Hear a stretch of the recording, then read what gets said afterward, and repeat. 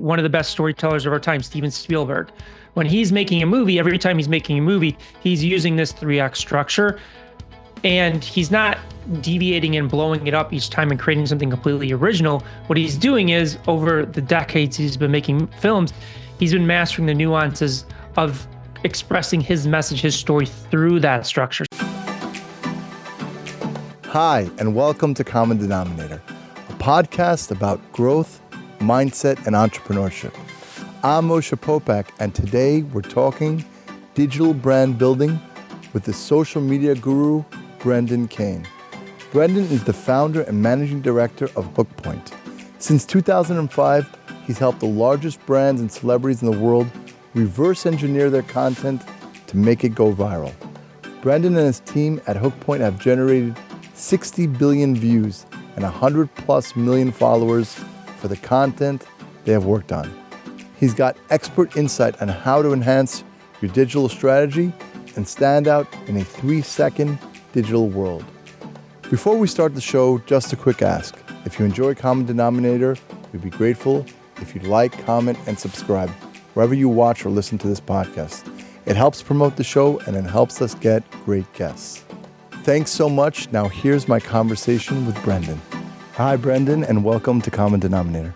Thanks for having me. It's a pleasure to connect with you and everybody that's tuning into this.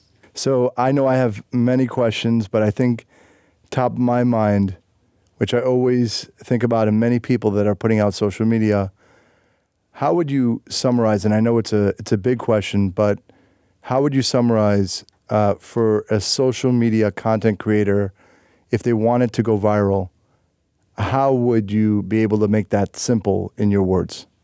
If you want to go viral, you need to hold people's attention longer than other content that is being posted on the platform.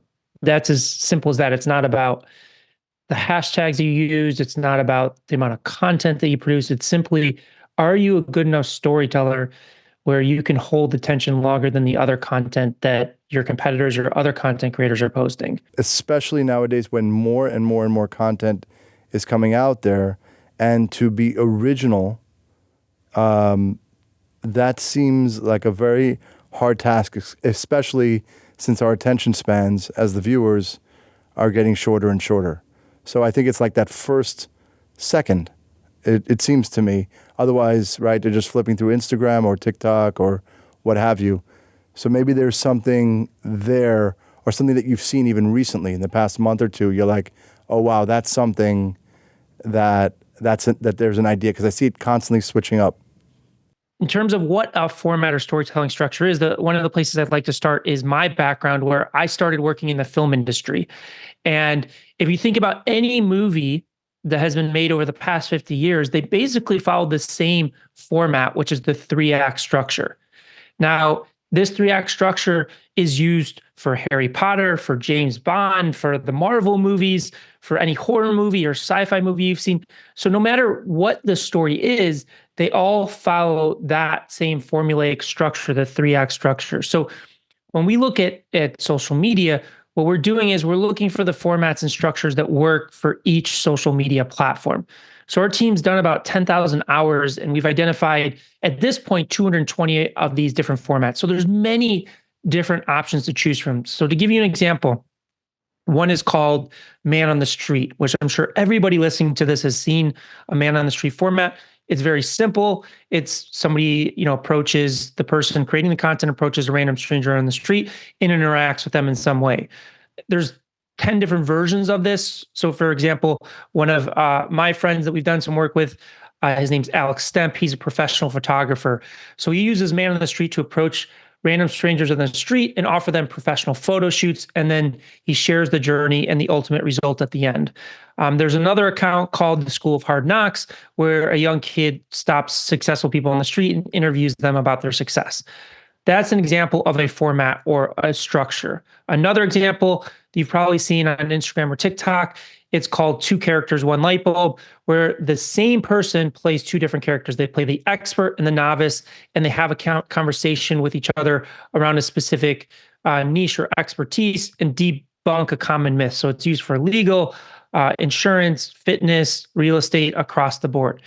So really what we have identified with with social media, it's no different than any other communication medium out there. There are nuances to how you tell stories within the platform. And the first way to start is to understand there are these structures, these formats out there. And then from that understanding, then you can start diving into the nuances of what it means to successfully execute one of those formats or storytelling structures on one of these platforms. Just for the people that don't know, because I don't know, you mentioned about I guess it was called like the 3X structure of how movies are made. What does that look like? Just a little more color on that.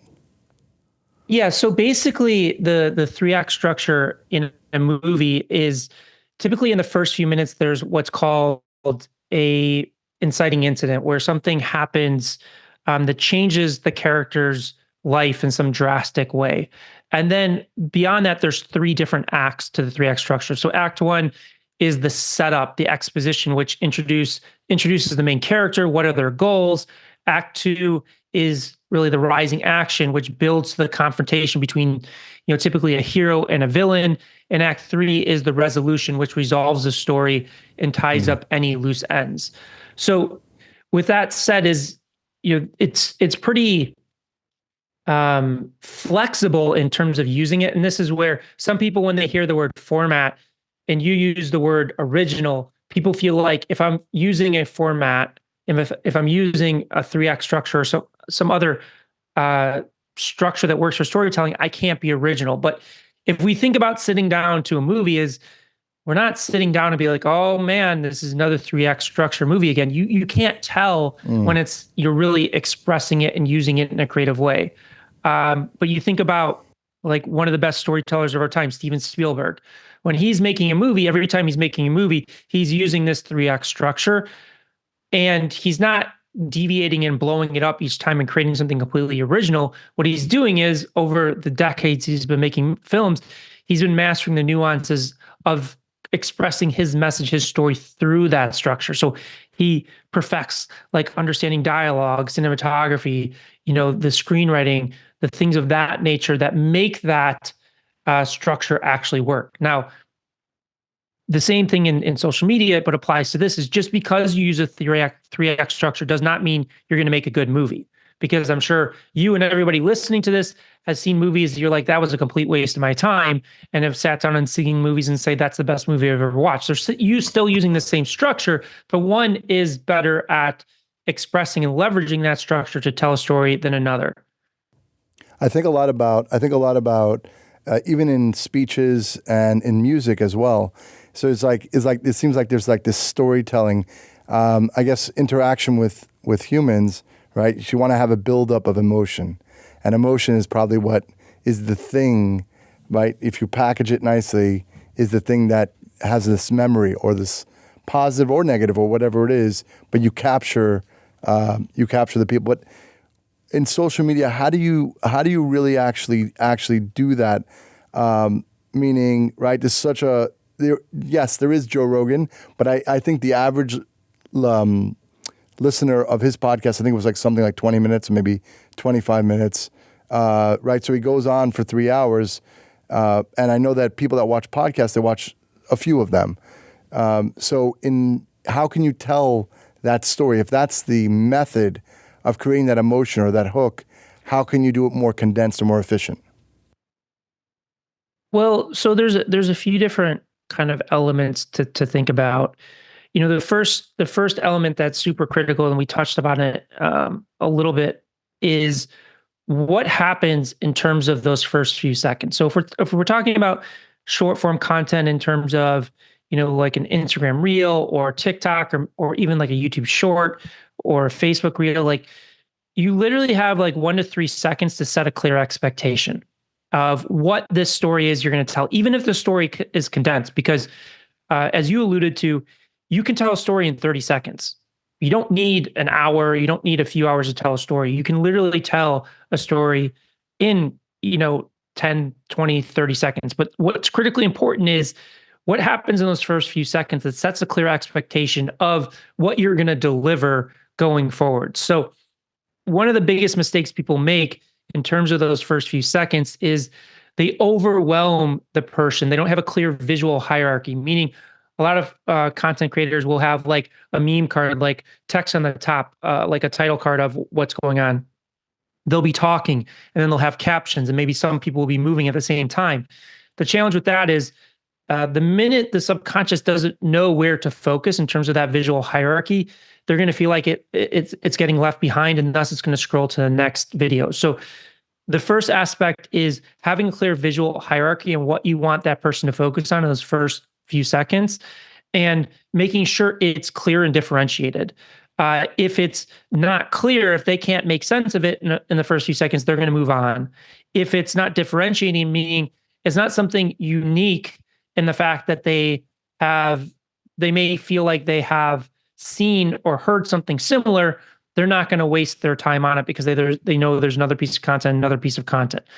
So that's the first aspect of setting that up. And then in terms of the actual story that you're telling, there's many different variables. When we dissect content, there's something we look for called performance drivers. These are things that can drive the performance up in terms of it's increasing its chances of breaking through, or drive the performance down. So these are things like your pacing, your tonality, how do your captions play into place, your facial expressions, your body cues, the environment, those different elements. So in terms of your question of like generating emotion, oftentimes it's less about the content, it's less about the story, and it's more about the context and how you're expressing that story, how you're expressing that. And just to go back to kind of movies, because everybody listening to this, I assume, has consumed quite a bit of films over the course of their life, is you can take two different subject matters. You can take two different movies about kind of World War II, for example, and one could be absolutely horrible in terms of generating an emotional story and response, and one could be absolutely amazing. So less focus in terms of our work is about like, what is the story and how does it drive the emotion or the connection, and more about what are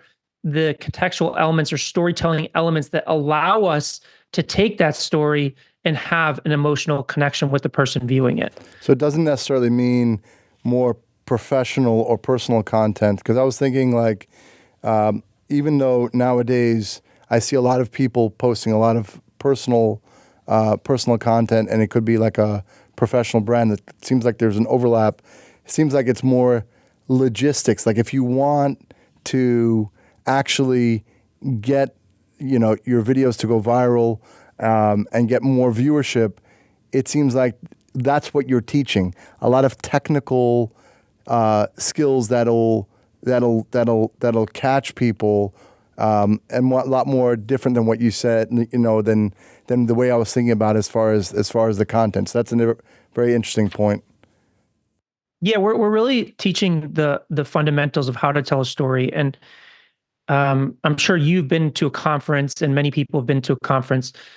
There's a very clear distinction between somebody that is a trained speaker and a good speaker, and somebody that is horrible. And that person that's horrible doesn't mean they're not a very smart person. They can be the smartest person in the room, but just because they get up on a stage doesn't mean it's going to translate into a connection with the audience. And that's kind of a big distinction with social media that people don't realize, is the blessing and the curse of social media is anybody can pull out a phone, press record, and post something. That is a true blessing, because it has democratized communication in terms of you can reach the masses and millions of people and not have, a $1 billion corporation behind you, have to spend millions of dollars to do it, a fancy team, a fancy camera, any of those things. It has truly democratized that. The downside to it is that it doesn't take any thought to do it. It doesn't take any thought to pull out a camera, press record, and post something. And because it's so easy, people just expect that if I'm going to take the time to create a video, post it, that millions of people are going to see it. And then they start getting frustrated and start to say, well, my account is shadow banned, or the algorithms are suppressing my reach to get me to pay for it. These things they don't understand, that the reality is that if any one of us opened up Instagram, TikTok, YouTube, it doesn't matter the platform. But if anyone any one of us pulled out our phone and opened up our favorite platform right now, there's probably 150,000 pieces of content the algorithm could push to us based on the accounts that we follow or the content we've engaged with in the past. So the algorithms have so much choice and so much content. There's close to 5 billion people on social media today that we're competing against all of that. Now, when I started in social media in 2005, there's maybe a few million people on the platform. But when you're talking about close to 5 billion people across these social media platforms, we have an immense amount of competition for that attention. So just because you post something, just even if you spent a lot of time and energy and effort, doesn't mean it's necessarily going to translate into people stopping and watching and consuming that content. And something that was really fascinating that I saw the other day, that the generative AI has capability as like a PhD. Someone, so, and I think that just the overlap into movies, into social media, into everything that we're seeing, even in 1 year, 5 years, 10 years, what do you see the shift because of AI as far as social media? Where should we be concerned today strategically? So I'll take it from kind of a content perspective, whether you're creating content for yourself or your business, your brand, is that I see AI as just a tool. It's not a solution. I think a lot of people are looking at AI as this all-encompassing solution. And kind of the analogy that I use is, let's say everybody tomorrow woke up and it was using social media and generative AI to produce content. There's still going to be, hundreds of thousands, millions, tens of millions, hundreds of millions of pieces of content that are posted to these platforms every day using the same, tool. So there's going to be clear winners and there's going to be clear losers. So our ability from an AI perspective, or how to look at AI, is it's only as good as the prompts that you put into it and the data set that you have to fuel kind of the direction that you're making it, and your ability to analyze the output and its effectiveness to understand whether the output is going to perform or not. So the way that we look at AI and the way that we're investing in the future is really on the kind of the data set side, and just becoming the smartest people and building the largest library of data analysis on what causes content to go viral, so that we can just import it into that tool and understand it. So it's not generative AI, no matter how advanced it gets, there's not going to be a substitute for the individual using it to not understand what actually it means to make a great story. There's a lot of talk about AI in the film industry and what it means for that. Again, it's, if Steven Spielberg used generative AI versus, some 20-year-old down the street with no storytelling experience, Steven Spielberg is still going to, use that tool far more effective than a 20-year-old with no storytelling experience. So that's kind of the way that I look at those tools and how they're evolving. It is purely a tool. It's not going to replace it. It's not going to replace the knowledge that you're going to need to know of what it means to tell great stories. And I'll tell you something. I've had this debate just regarding, as far as people think about it, employment in general in the U.S. or worldwide. I think the same way that people just have to get smart with AI. It's not that millions of people are going to lose jobs. It's just that it's going to be a shift, and like you said, it'll be a tool. That's my belief, and I've had that debate. But one thing that I, as a layperson, right, we talk a lot about the term of art, algorithm. For people listening, what does that actually mean, and how do we get smart on algorithm? Because the algorithm says this, or the algorithm, we got to plug in that. What does it actually mean, and how do we get smart on that?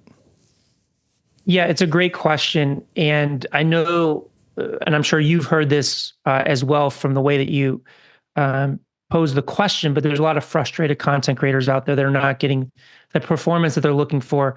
And they like to blame the algorithm, or the people are telling them that it's the algorithm's fault. Well, let's just kind of start with, what are the underlying business goals and objectives of these social media platforms? Well, these platforms make money by serving ads. So their whole business model is based on retention, meaning the longer they can keep people on these platforms, the more ads they can serve, the more profit that they generate. And also the longer people spend on these platforms, the less time they're going to spend on their competitor platforms. So the algorithms are very sophisticated, very deep, but at a very high level, they have a single goal. Their single goal is when somebody opens up the app, what is the content I can serve to them that keeps them on the platform longer? In addition, their goal is how do I find content that I can do that same task a million times? They want content that can grab and hold attention to build the retention in the platform to as many people as possible. This is not, these algorithms are not trying to understand what your intent, what your specific audience is, and do that heavy lifting for you. They are just trying to identify the best stories on the platform that it can seed to the widest possible audience. In addition, I just want to point out that the algorithms want us to succeed. They want to be our partners. They're not out there to get us. They're not out there to get us to pay for consuming or to get more people to consume our content, because this isn't like Netflix, where Netflix invests billions and billions of dollars in original content to keep people on the Netflix subscription platform. We are the fuel that runs them. We are the content creators. We are the directors and those people. So they need us to succeed.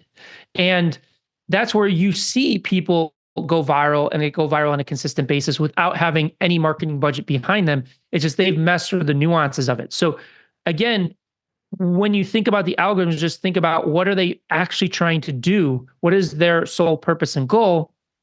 And that is just to keep people on the platforms as long as humanly possible. And nowadays, would you say for people just in general putting out content, and I always have this debate in my head as well, is should it be more scripted or more free flow as far as from a content creator? It's a great question. So it depends on the creator. I will say that no matter what, you need to have a structure. So basically, with our clients, what we do is we do a qualitative analysis breakdown of a specific format. Typically takes us like 2 days of research, but we take that analysis, and then what we do is we create a script breakdown. And this script breakdown can be used for a very detailed script that you're reading off a teleprompter, or it can just be used for kind of a structure that follow the beats of what needs to happen. But there is a real importance, if you want to consistently break through, that you at least at a bare minimum understand the structure of what it means to, create that performance through a specific format. I think that a lot of content creators would be best served by using scripts, but there's certain personality types, there's certain, types of people that just don't want to kind of use a script. They want to kind of flow with it, but they need to at least have that structure and understanding of the structure so that they can, follow the blueprint of what actually works and understand it. Right. The general like macro perspective. But, I know that there's been talk politically about banning TikTok. And in general, every once in a while I see pop-up of potential new social media platforms. Do you think that there are any that are on the horizon that are about to go kind of mass as far as social media platforms? I don't see any right now. I mean, typically we focus our energy and effort on the biggest ones. Even you think about TikTok, and TikTok for most people, it seemed like it came out of nowhere. But the reality is it was called Musical.ly before, and they were building, it's at least 8 years, maybe longer, that it took before it really jumped off. I can, obviously, TikTok has the risk of being banned from everything that I understand, and I'm not really in the weeds about politics, so I would recommend people doing their own research. But from my understanding, if TikTok were to be banned, it would take a few years because of having to go through the court system and all of those things. But if we look at other platforms like Instagram, Facebook, YouTube, LinkedIn, X, like the reality of those things falling off completely, even within the next year, is highly unlikely. The reason is all of these platforms have become so good in terms of the behavioral psychology of in training people to use these platforms and keep coming back to these platforms. It's very difficult for a new one to come in and overtake in a short period of time. Again, going back to TikTok, which seemed like it came out of nowhere, it really didn't. So there's none that I can really point to in terms of, in the short term that are just going to, take the world by storm. I also just recommend for people that want to invest in social media to grow their brand or business, stick with the ones that have proven to have success, because they've proven to have success over a long period of time for specific reasons. I started in the social media world when MySpace and Friends were around.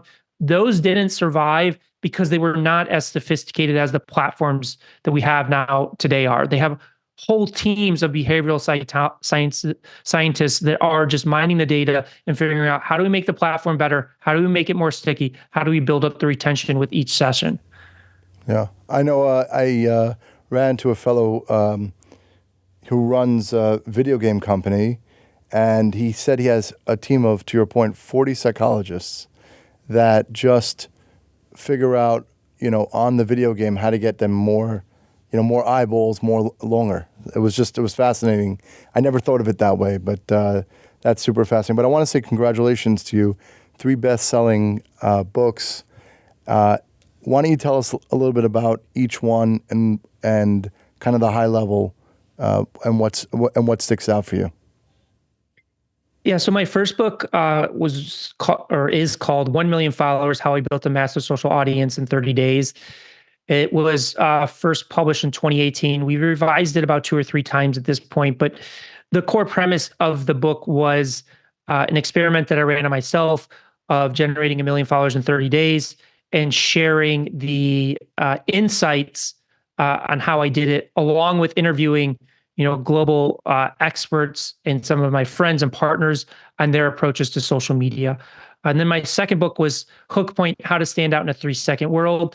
And it really focuses, as we talked about earlier in the conversation, is that we live in a micro attention world in terms of grabbing attention. So how do we kind of look at this new world? How do we differentiate ourselves?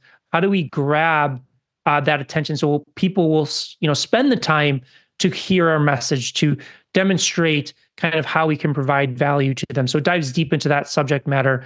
And then the latest book, The Guide to Going Viral, is a deep breakdown of our creative model, which is called the Hook Point Viral Content Model, that really teaches you a step-by-step process of how to identify what we've talked about in terms of formats, but also how do you actually understand the storytelling elements, the nuances that cause those formats to be successful and also detract from those formats being successful. And just for kind of listeners of your audience, I'm giving the book away for absolute free, that if they just go to hookpoint.com/denominator for your podcast guests, that they can just download a PDF or Kindle version for free. So those are the 3 kind of books that I've been working on over the past 6 or 7 years. So, and then your organization, Hook Point, what is the kind of the mission statement for your company? Yeah, so and this appears in the dedication of each of my 3 books, is that I believe there's people all over the world that have the ability to transform the world in a very positive way. It's just they're lacking the skills and knowledge in order to really break through. Because as we've talked about, we're living in a very blessed world in that anybody has the ability to reach the masses with their message. The downside is everybody has that power. So really what we're focused on is helping people stand out at the highest levels so that they can really transform the world and have the impact that they're looking for through their message, their brand, and the products and services. I love that. And on that same note, Brendan, what is something that you're grateful for?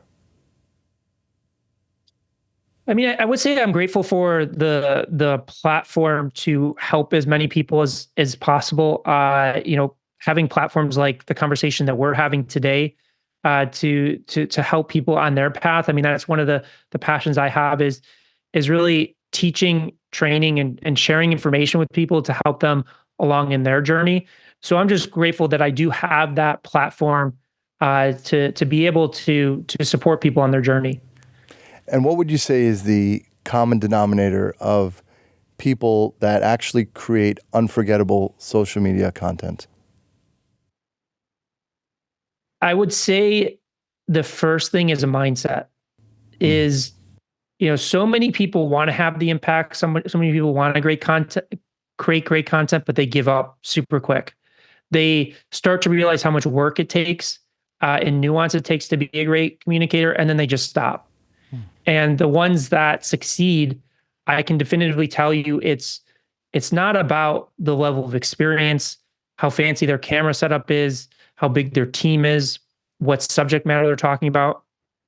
I mean, we've worked with literally people with no social media experience that are creating content on their iPhone, and they break through.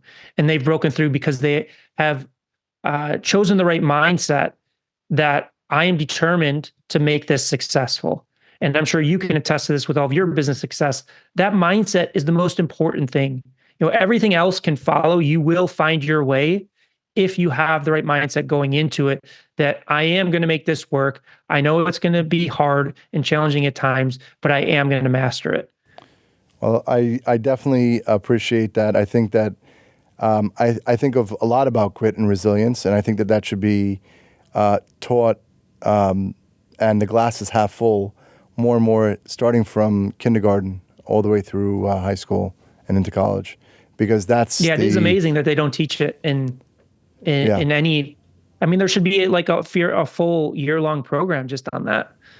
That's the only thing, right? So this is a world of action, right? I think maybe I've used this on the show, right? Ideas without action is hallucination, right? So many ideas. Execution requires grit and resilience. And to your point, minimum of a year to learn and be put in actual real situations to create that muscle memory for that grit. There's not a single person that has actually made it that doesn't have that fine tune. That resilience hasn't been through some serious stuff. So be grateful for that. But thank you. Super informative. How can people learn more about you, get your book, and follow you on social? If they want to learn more about our company, they can just go to hookpoint.com. My social is Brendan Kane on Instagram. I'm also pretty active on LinkedIn. And again, if they want to get access to the free book, The Guide to Going Viral, it's hookpoint.com /denominator, where they can get access to that for free. Well, thank you so much, Brendan. Thank you. It's really great stuff. Thank you. Appreciate it. Hope you enjoyed my conversation with Brendan. If you're watching on Facebook or YouTube, we'd be grateful for a like, share, and subscribe. And if you're listening on Apple or Spotify, feel free to leave a rating and review. Have a great day, and I'll talk to you again soon.